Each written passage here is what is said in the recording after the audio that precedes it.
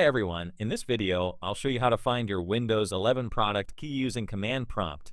Whether you need your product key for a fresh Windows installation activation purposes, or simply want to keep a backup of it, this method is quick and easy.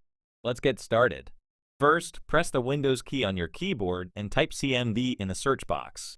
Next, right-click on command prompt and select Run as administrator. If prompted by user account control, click Yes.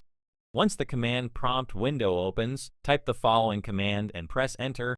Dynamic Path Software Licensing Service get OA3 original product key. I've also included this command in the video description so you can easily copy and paste it. After pressing enter, Windows will display your product key on the screen. If a product key is available, you'll see it listed below the command output.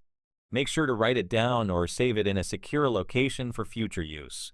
Keep in mind that on some systems, especially those activated with a digital license, this command may not display a product key. And that's it. You've successfully checked your Windows 11 product key using command prompt. Thanks for watching, and don't forget to like the video and subscribe to the channel for more Windows tips and tutorials.